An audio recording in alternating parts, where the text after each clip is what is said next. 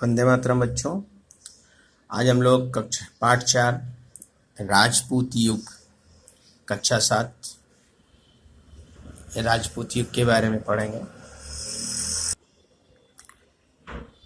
परिमल नाम का एक लड़का टीवी पर ऐतिहासिक सीरियल देख रहा था जिसमें एक महल का दृश्य था। परिमल के मन में एक प्रश्न उठा कि ऐसे महल तो आज भी मौजूद हैं और इन महलों को किसने बनवाया होगा। ऐसे अनेक प्रश्नों के उत्तर के लिए वो दादा के पास गया। दादा ने उसे निम्नानुसार जानकारी दी। मतलब जैसे आप हैं उसी तरह एक लड़का है परिमल, वो टीवी पर ऐतिहासिक चीज़ें यानी इतिहास से संबंधित चीज़ें जो हमारी पुरानी हैं उनकी ऐतिहासिक धरोहर, और उस टीवी पर हमारे ऐतिहासिक सीरियल आ रहे थे तो उसने देखा। तो उसने कहा करे इस तरह के महल, जैसे ये देखिए एक महल है, ठीक है। तो उसने देखा करे इस तरह के महल तो आज भी है। तो उसके मन में प्रश्न उठा, आज भी है और इन महलों को किसने बनवाया होगा। तो बगल में ही उसके दादाजी उसके साथ रहते थे, तो वो दौड़ते हुए उनके पास गया और दादाजी से प्रश्न पूछता है कि भाई महल किसने बनवाया था। दादाजी ने उसको जानकारी कैसे दी, अब हम यहाँ पढ़ते हैं। प्राचीन समय में ऐसे महल राजा बनवाते थे। उनके दादा ने बताया कि भाई पुराने ज़माने में ऐसे महलों को राजा लोग बनाते थे। ऐसे महलों में कुछ महल अच्छी दशा में, कुछ महल के अवशेष आज भी देखने को। उनके दादा ने कहा कि बेटा इस तरह के जो महल हैं कुछ आज भी अच्छी कंडीशन में हैं और कुछ महल जो है सिर्फ खंडहर बन गए हैं। आज के भव्य महालयों के स्थापत्य और पहले के स्थापत्य के बीच अंतर देखने को मिलता है।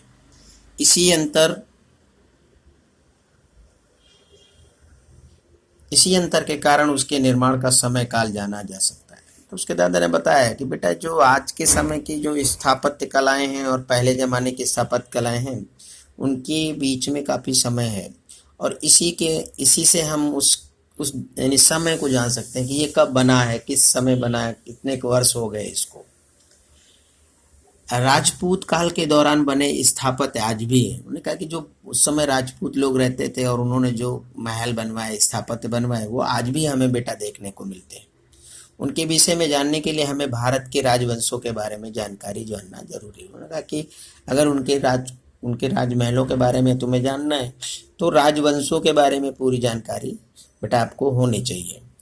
तो उन्होंने बताया कि भारत के मुख्य राजवंशों के विषय में उन्होंने जानकारी दी कि जैसे कि नए राजवंशों का उदय, यानी कि नए राजवंश हमारे देश में कैसे उत्पन्न हुए।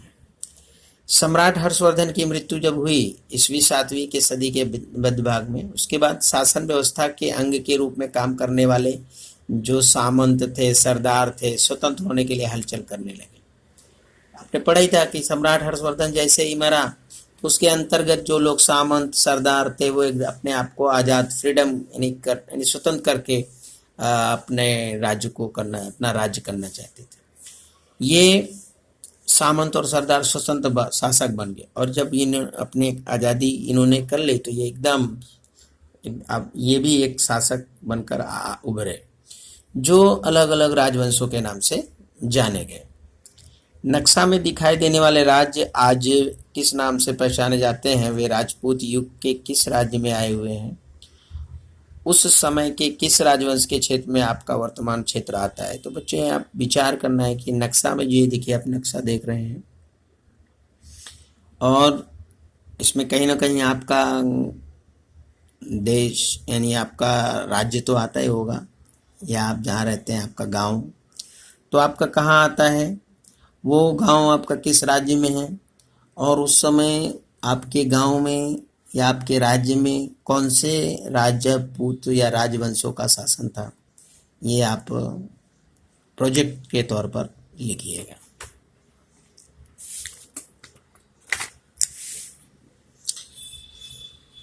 अब जैसे कि अभी हमने पढ़ा कि सामंत और सरदार, तो सामंत क्या है, सामंत किसे कहते हैं, ठीक है। जो हमारा यानी किसी भी राजा का जो बहुत बड़ा विशाल साम्राज्य होता है उसको अलग अलग प्रदेशों में बांटा जाता है, यानी उसका संचालन करने के लिए उसे 3 भागों में बांटा जाता है। जिस प्रदेश की कर वसूली जिसे सौंपी जाती है उसे सामंत कहते हैं। मतलब टैक्स लेने वाले जो होते हैं, यानी हमारे इस आज के ज़माने में इनकम टैक्स ऑफिसर, उसी तरह से उस समय टैक्स यानी कर लेने वाले सामंत कहलाते थे। सामंत जो कर वसूलता था उसमें कुछ हिस्सा सम्राट को देता था। अब जो टैक्स वो सामंत लोग लेते थे उसमें से कुछ भाग राजा को देते थे और शेष बचा हुआ भाग अपने पास रखते थे, जिसमें से वो सेना तैयार करते थे और अपने सम्राट को आवश्यकता पड़ने पर सेना की मदद करते थे। मतलब जो इनकम टैक्स ऑफिसर थे उस समय के, जो सामंत हैं, वे से कुछ भाग राजा को देते थे, बाकी बचा भाग अपने पास रखकर एक सेना टुकड़ी तैयार करने में उसे खर्च करते थे। अब जब राजा को सेना की जरूरत पड़ती थी तो वो राजा को सेना प्रोवाइड करते थे। समय के साथ साथ सामंत शक्तिशाली होते गए। जैसे समय बीतता गया ये अपनी शक्ति को बढ़ाते गए, अपनी यानी सैन्य शक्ति को भी बढ़ाया, और जिसमें से सामंत शाही अस्तित्व में आए और इस सामंत से ही ये सामंत शाही परिवार मिला। तो ये था कि सामंत क्या है। बच्चों, 7वीं सदी के अंत में जब 7वीं सदी हुई थी तो उस समय सम्राट हर्ष के साम्राज्य की राजनीतिक शक्ति की एकता टूट गई। राजनीतिक एकता की उसकी शक्ति टूट जाने से सामंत शाही शक्तियों का उदय हुआ और भारतवर्ष अनेक छोटे छोटे टुकड़ों में बढ़ गया। मतलब जब हर्षवर्धन सम्राट था तो उस समय तो भारत एक सूत्र में बंधा हुआ था, लेकिन जैसे ही उसकी मृत्यु हुई तो उसकी राजनीतिक शक्ति घटती गई और उसके जो सामंत शाही प्रथा का उदय हुआ और जो भारत देश था वो छोटे छोटे टुकड़ों में बढ़ गया। हमारे देश में अनेक राजवंशों का उस समय फिर उदय हुआ, जिसमें उत्तर भारत में गुर्जर, प्रतिहार, पाल, चालुक्य, परमार, चौहान, तो ये राजाओं के थे। और दक्षिण भारत में पल्लव, राष्ट्रकूट, कल्याणी के चालुक्य, चेर, पांड्य, चोल, ये मुख्य शासक उभर कर सामने आए दक्षिण और उत्तर भारत में। 8वीं से लेकर 12वीं सदी के शासन समय काल को पूर्व मध्यकाल के नाम से जाना जाता है। यानी जो 8वीं सदी से 12वीं सदी है वो समय पूर्व मध्यकाल के नाम से जाना गया। पूर्व मध्यकाल के मध्ययुगीन शासकों को 2 भागों में बांटा गया। मतलब ये जो पूर्व मध्यकाल के मध्ययुगीन शासक हैं इन्हें हम 2 भागों के में बांट सकते हैं। पहला कि उत्तर भारत के राजा और दक्षिण भारत के राजा। साथ ही साथ अगर इन देशों को बांटे तो इन राज्यों को बांटे तो हम उत्तर भारत के राज्य और दक्षिण भारत के राज्य भी कह सकते हैं। ये जो चित्र है यशोवर्मा का है और ये जो चित्र है राजा भोज का है। हर्ष के पश्चात कन्नौज में जो राजा हुए उनमें यशोवर्मा की गिनती एक शक्तिशाली राजा के रूप में की जाती है। मतलब कन्नौज के राजा हर्ष थे, आपको तो पता ही है, पहले अपने चैप्टर में सीख लिया है। अब हर्षवर्धन के बाद ऐसा कोई राजा नहीं हुआ जो इतना शक्तिशाली हो, लेकिन कुछ समय बाद यशोवर्मा नाम का एक राजा हुआ जो हर्षवर्धन के समान ही शक्तिशाली जाना जाता था। उसके बाद के समय में जो कन्नौज में प्रतिहार वंश के शासन की स्थापना हुई। मतलब जब यशोवर्मा था उसने कन्नौज में प्रतिहार वंश के शासन की स्थापना की। प्रतिहारों ने भारत को अरबों के आक्रमण से बचाया। यानी अरब देश के लोग हमारे देश पर आक्रमण करते थे, वो उनसे झगड़ा किया, उन पर हमला किया और उससे हमारे देश को बचाया। इस वंश में मिहिर भोज नामक शक्तिशाली शासक हुआ और इसी वंश में एक और महाराजा उत्पन्न हुए जिनका नाम था मिहिर भोज। और ये प्रतिहार राजा इतिहास में भोज या मिहिर भोज के रूप में जाना है। हमने बचपन में सुना था, कहाँ राजा भोज कहाँ गंगू तेली, तो बचपन में हमने राजा भोज की कहानी सुनी, तो यही ये राजा भोज जी हैं। उसके शासन के दौरान उसके और राष्ट्रकूटों के बीच हमेशा लड़ाई होती रहती थी। यानी जब वो शासन कर रहा था तो राष्ट्रकूट और उसके बीच हमेशा झगड़ा ही होता था। राष्ट्रकूटों से संबंधित जानकारी अब हम आगे प्राप्त करेंगे। यानी कह रहा है कि यानी जो इसमें जानकारी कि राष्ट्रकूट क्या है, तो बच्चों इसकी जानकारी हमें नेक्स्ट चैप्टर में मिलेगी। मालवा में परमार वंश का शासन था। उज्जैन और धारा नगरी मालवा के मुख्य शहर थे। तो अब ये थी हर्षवर्धन यानी कन्नौज की। अब हम मालवा की तरफ, मालवा एक राज्य है उसमें कौन से शासक अपना शासन कर रहे थे? परमार वंश के शासक। और उज्जैन और धारा नगरी यहाँ की मुख्य शहर थे। धारा नगरी का मतलब है कि जो धारा नगरी है बच्चों, वो आज की मध्य प्रदेश का धार जिला के नाम से। परमार वंश के मुंज और भोज अच्छे शासक तो थे ही, साथ एक कवि भी थे। मतलब वहाँ के जो राजा थे वो जो है शासक होने के साथ साथ एक अच्छे कवि भी थे। क्वार्टर में वे राज दरबार में विद्वानों को आश्रय देते थे। मतलब उनकी जो धर्म सभाएं थी, वहाँ पर जो राजा हुआ करते थे, राजा लोग, वो अपने राज दरबार में विद्वानों को बहुत आदर सम्मान देते थे। राजा भोज ने धारा नगरी को विद्या नगरी बनाने के लिए और संस्कृत साहित्य के अध्ययन के लिए वहाँ विद्यापीठ की स्थापना की। ये लोग विद्या प्रेमी थे और अपने नगर को विद्या नगरी बनाए, इसके लिए उन्होंने संस्कृत साहित्य के अध्ययन के लिए वहाँ पर विद्यापीठ बनवाए। मतलब बहुत सारे स्कूल स्थापित किए। इस समय अनेक स्थापत्य बने और उन्होंने बहुत सारे स्थापत्य बनवाए, बहुत सारे राजमहल, बावड़ी, कुआं, तालाब वगैरह वगैरह। परमार और दक्षिण के चालुक्यों के बीच निरंतर लड़ाई चलती रहती थी। इन लोगों के बीच में हमेशा झगड़ा होता रहता था। राजा भोज के बाद मालवा की सत्ता, जब राजा भोज थोड़ा सा उनका देहांत हुआ तो उनके बाद मालवा की शक्ति कमजोर पड़ती चली गई। बिहार और बंगाल में पाल वंश और सेन वंश के शासकों का शासन था। पाल वंश के शासकों के नाम के बाद पाल जुड़ा होने से वे पाल वंश के शासक कहलाए। अब यहाँ पर बिहार और बंगाल में पाल वंश और सेन वंश के शासक अपना शासन कर रहे थे।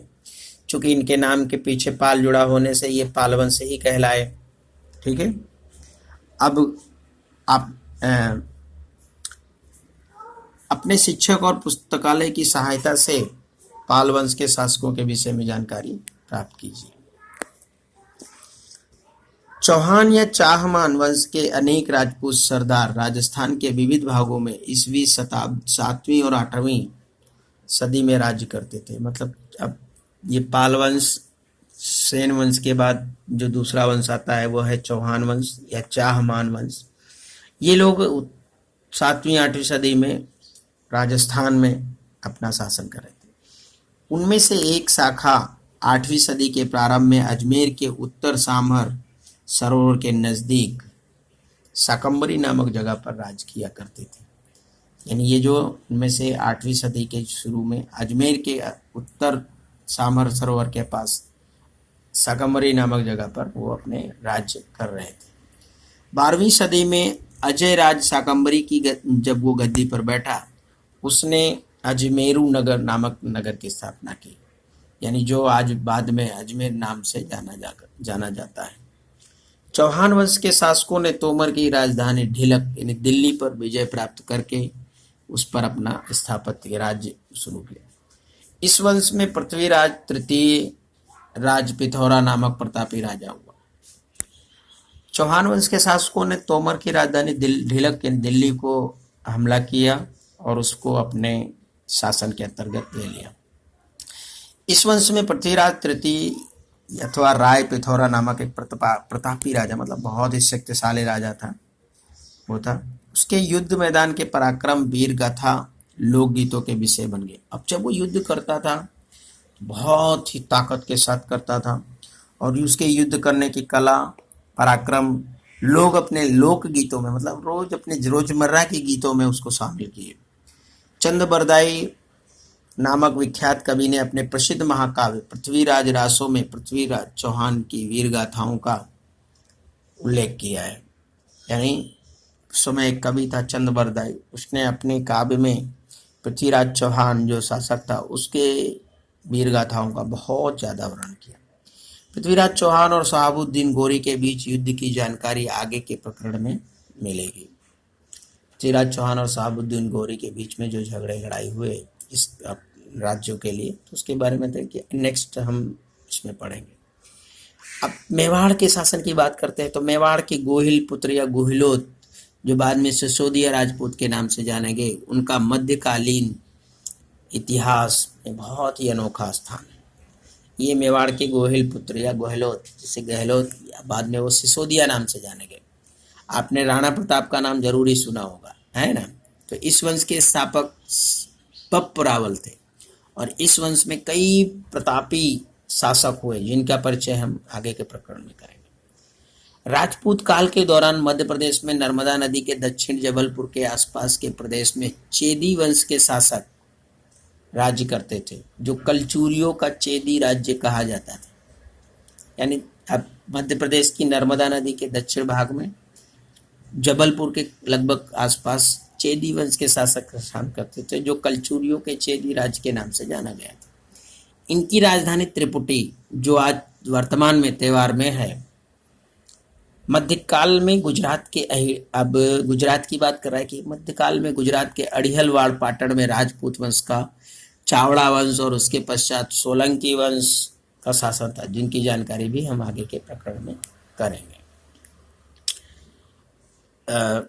आगे की जो हम दक्षिण भारत के जो राजा हैं उनके बारे में हम नेक्स्ट वीडियो में देखेंगे। जय।